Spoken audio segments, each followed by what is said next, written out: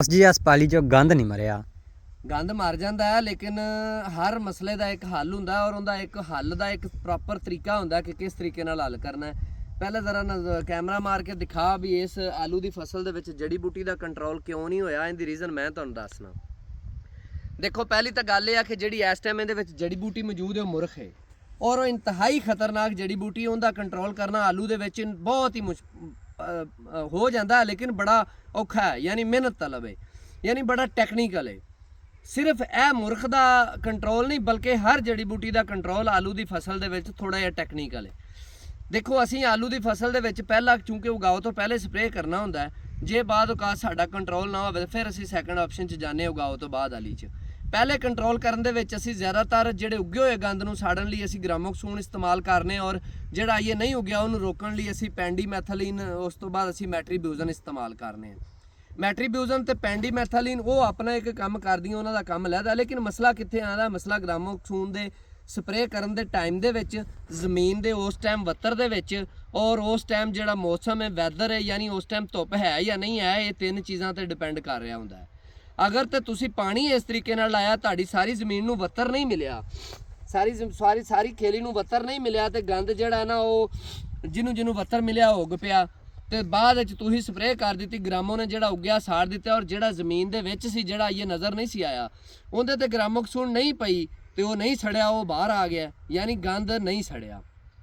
ਇੱਕ ਵਜ੍ਹਾ ਤਾਂ ਇਹ ਯਾਨੀ ਪਹਿਲੇ ਪਾਣੀ 'ਚ ਤੁਸੀਂ ਵੱਤਰ ਨਹੀਂ ਦੇ ਸਕੇ ਪ੍ਰੋਪਰ, ਜਿਹਦੀ ਵਜ੍ਹਾ ਤੋਂ ਸਾਰੀ ਖੇਲੀ ਦਾ ਗੰਦ ਨਹੀਂ ਉੱਗਿਆ ਔਰ ਬਾਅਦ 'ਚ ਦੂਸਰੇ ਪਾਣੀ 'ਚ ਉਹਨੂੰ ਵੱਤਰ ਮਿਲ ਗਿਆ ਔਰ ਉੱਗ ਪਿਆ ਔਰ ਉਸ ਤੋਂ ਬਾਅਦ ਆਲੂ ਵੀ ਉੱਗ ਆਏ ਨੇ, ਤੁਸੀਂ ਉਹਨੂੰ ਕੰਟਰੋਲ ਨਹੀਂ ਕਰ ਸਕੇ। ਦੂਸਰੀ ਵਜ੍ਹਾ ਯਾਨੀ ਇੱਕ ਤਾਂ ਵੱਤਰ ਦੀ ਵਜ੍ਹਾ ਹੋਗੀ, ਦੂਸਰੀ ਵਜ੍ਹਾ ਇਹ ਹੁੰਦੀ ਮੌਸਮ, ਯਾਨੀ ਉਸ ਟਾਈਮ ਮੌਸਮ ਕੈਸਾ ਹੈ। ਦੇਖੋ ਪਹਿਲੀ ਗੱਲ ਇਹ ਆ ਕਿ ਗ੍ਰਾਮੋਕਸੂਨ ਜਿਹੜੀ ਉਹ ਘੱਟ ਵੱਤਰ 'ਚ ਜ਼ਿਆਦਾ ਅਸਰ ਕਰਦੀ, ਯਾਨੀ ਜਿੰਨੀ ਜ਼ਮੀਨ ਖੁਸ਼ਕ ਹੋਏਗੀ ਉਹਨਾਂ ਜ਼ਿਆਦਾ ਅਸਰ ਕਰੇਗੀ। ਤੇ ਦੂਸਰੀ ਗੱਲ ਕਿ ਉਹਦੇ ਸਪਰੇਅ ਹੋਣ ਤੋਂ ਬਾਅਦ ਵੀ ਕਮ ਅਜ਼ ਕਮ 2 ਦਿਨ ਤੇ ਜ਼ਿਆਦਾ ਤੋਂ ਜ਼ਿਆਦਾ 3 ਤੋਂ 4 ਦਿਨ ਉਹਨੂੰ ਟਾਈਮ ਮਿਲਣਾ ਚਾਹੀਦਾ ਔਰ ਉਸ ਟਾਈਮ ਦੇ ਦੌਰਾਨ ਵੀ ਧੁੱਪ ਹੋਣੀ ਚਾਹੀਦੀ ਹੈ। ਯਾਨੀ ਕਿ ਉਹਦੇ ਪ੍ਰੋਪਰ ਰਿਜ਼ਲਟ ਲੈਣ ਲਈ ਗ੍ਰਾਮੋਕਸੂਨ ਦੇ ਤੁਹਾਡੀ ਜਿਹੜੀ ਜ਼ਮੀਨ ਜਿਸ ਟਾਈਮ ਤੁਸੀਂ ਸਪਰੇਅ ਕਰ ਰਹੇ ਹੋ ਉਸ ਟਾਈਮ ਵੀ ਵੱਤਰ ਘੱਟ ਹੋਣਾ ਚਾਹੀਦਾ ਔਰ ਉਸ ਤੋਂ ਬਾਅਦ ਵੀ 2 ਤੋਂ 3 ਦਿਨ ਉਹਨੂੰ ਧੁੱਪ ਮਿਲਣੀ ਚਾਹੀਦੀ ਹੈ, ਫਿਰ ਉਹ 100% ਕੰਟਰੋਲ ਕਰਦੀ ਹੈ। ਹੁਣ ਇਹਦੇ ਵਿੱਚ ਕੀ ਹੋਇਆ, ਦੋਨੋਂ ਚੀਜ਼ਾਂ ਨੇ ਮਿਲ ਕੇ ਯਾਰ ਨੁਕਸਾਨ ਕੀਤਾ ਹੈ। ਹੋਇਆ ਇੰਜ ਇਹ ਕਿ ਪਹਿਲੇ ਇੱਕ ਤਾਂ ਜਿਹੜਾ ਨਾ ਉਹ ਪਹਿਲੇ ਵੱਤਰ ਨਹੀਂ ਸਹੀ ਪਹੁੰਚਿਆ, ਗੰਦ ਸਾਰਾ ਉੱਗਿਆ ਨਹੀਂ, ਜਿਹੜਾ ਬਾਅਦ ਵਿੱਚ ਉੱਗਿਆ ਉਹ ਰਹਿ ਗਿਆ। ਦੂਸਰੀ ਚੀਜ਼ ਇਹ ਹੋਈ ਹੈ ਕਿ ਚੂੰਕਿ ਮੌਸਮ ਖਰਾਬ ਰਿਹਾ ਤੇ ਧੁੰਦਾਂ ਦੀ ਵਜ੍ਹਾ ਤੋਂ ਧੁੱਪ ਨਹੀਂ ਲੱਗ ਸਕੀ ਔਰ ਧੁੱਪ ਨਾ ਹੋਵੇ ਤੇ ਗ੍ਰਾਮੋਕਸੂਨ ਆਪਣਾ ਰਿਜ਼ਲਟ ਨਹੀਂ ਦਿੰਦੀ ਤੇ ਗੰਦ ਸਾਰਾ ਅੱਛੀ ਤਰ੍ਹਾਂ ਨਹੀਂ ਸੜਿਆ, ਜਿੰਦੇ ਤੇ ਦਵਾਈ ਪਈ ਉਹ ਵੀ ਨਹੀਂ ਸੜਿਆ, ਉਹ ਵੀ ਦੁਬਾਰਾ ਜਿਹੜਾ ਨਾ ਹਰਿਆ ਹੋਣਾ ਸ਼ੁਰੂ ਹੋ ਜਾਏਗਾ। ਇਹ ਕੁਝ ਹੋ ਰਿਹਾ ਤੇ ਕੁਝ ਹੋਣਾ ਸ਼ੁਰੂ ਹੋ ਜਾਏਗਾ। ਹੁਣ ਗੱਲ ਇਹ ਆ ਕਿ ਇਹਦਾ ਹੱਲ ਕੀ ਹੈ? ਪਹਿਲਾਂ ਤਾਂ ਸਵਾਲ ਦੇ ਵਿੱਚ ਹੀ ਤੁਹਾਨੂੰ ਜਵਾਬ ਮਿਲਣਾ ਚਾਹੀਦਾ ਹੈ ਕਿ ਸਪਰੇਅ ਕਰਨ ਦਾ ਤਰੀਕਾਕਾਰ, ਸਪਰੇਅ ਦੀ ਡੋਜ਼ 1 ਲੀਟਰ ਫੀ ਏਕੜ, ਉਸ ਤੋਂ ਬਾਅਦ ਜ਼ਮੀਨ ਦੇ ਵਿੱਚ ਵੱਤਰ ਔਰ ਉਸ ਤੋਂ ਬਾਅਦ ਵੈਦਰ, ਇਹ ਦੇਖ ਕੇ ਸਪਰੇਅ ਕਰਨੀ ਹੈ। ਦੂਸਰਾ ਹੱਲ, ਅਗਰ ਕਿਸੇ ਸੂਰਤ ਦੇ ਵਿੱਚ ਜਿਹੜਾ ਨਾ ਗੰਦ ਉੱਗ ਪਿਆ, ਅਸੀਂ ਆਲੂ ਵੀ ਉੱਗ ਪਿਆ, ਕੰਟਰੋਲ ਨਹੀਂ ਕਰ ਸਕੇ ਤੇ ਦੂਸਰੇ ਹੱਲ ਦੇ ਵਿੱਚ ਮੈਂ ਇੱਕ ਵਲੌਗ ਬਣਾਇਆ ਸੀ ਆਲੂ ਉੱਗੇ ਹੋਏ ਦੇ ਵਿੱਚ ਸਪਰੇਅ ਕਰਨ ਦਾ ਤਰੀਕਾ।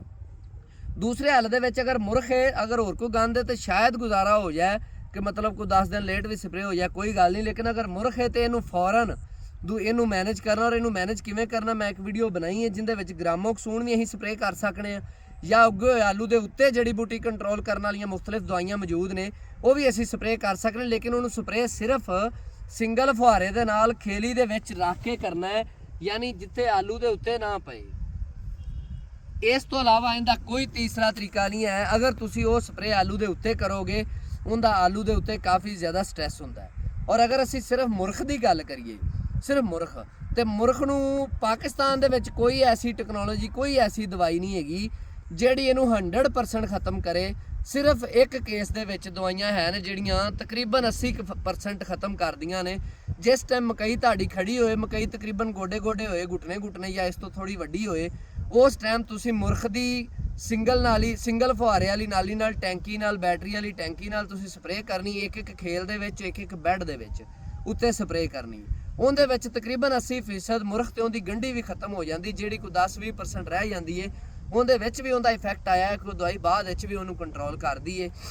ਤੇ ਮੁਰਖ ਦਾ ਕੰਟਰੋਲ, ਕਿਸੇ ਮੁਰਖ ਸਮਝ ਲਓ ਕਿ ਕਿਸੇ ਜਿਹੜੀ ਜ਼ਮੀਨ ਦੇ ਵਿੱਚ ਮੁਰਖ ਬਹੁਤ ਜ਼ਿਆਦਾ ਨਾ, ਤੁਸੀਂ ਉਹਨੂੰ ਜ਼ਮੀਨ ਦੀ ਗਿਣਤੀ 'ਚ ਨਾ ਗਿਣੋ। ਮੁਰਖ ਦੀ ਇੰਨੀ ਜ਼ਿਆਦਾ ਖੁਰਾਕ ਲੈਣ ਦੀ ਕਪੈਸਿਟੀ ਹੁੰਦੀ ਹੈ ਕਿ ਤੁਹਾਡੀ ਫਸਲ ਦੀ ਗਰੋਥ ਨੂੰ ਹੀ ਜਾਮ ਕਰ ਦਿੰਦੀ। ਯਾਨੀ ਇੰਨੀ ਜ਼ਿਆਦਾ ਇਹ ਖੁਰਾਕ ਲੈਂਦੀ, ਤੁਹਾਡੀ ਜ਼ਮੀਨ ਦੀ ਖੁਰਾਕ ਮੁਕਾ ਦਿੰਦੀ ਹੈ, ਪੌਦੇ ਨੂੰ ਮਿਲਣ ਕੁਛ ਨਹੀਂ ਦਿੰਦੀ, ਫਸਲ ਤਬਾਹ ਕਰ ਦਿੰਦੀ ਹੈ। ਇਸ ਲਈ ਇਹ ਸਾਰੀਆਂ ਚੀਜ਼ਾਂ ਦਾ ਬਗੌਰ ਮੁਸ਼ਾਹਿਦਾ ਕਰਿਆ ਕਰੋ। ਇਹਨਾਂ ਚੀਜ਼ਾਂ ਨੂੰ ਇੱਕ ਸਹੀ ਟਾਈਮ ਤੇ ਸਹੀ ਡੋਜ਼ ਦੇ ਵਿੱਚ ਔਰ ਸਹੀ ਮੌਸਮ ਦੇ ਵਿੱਚ ਸਪਰੇਅ ਕਰਿਆ ਕਰੋ। ਇਹਦੇ ਨਾਲ ਇਜਾਜ਼ਤ ਦਿਓ। ਕਿਸਾਨ ਜ਼ਿੰਦਾਬਾਦ, ਪਾਕਿਸਤਾਨ ਭਾਈ।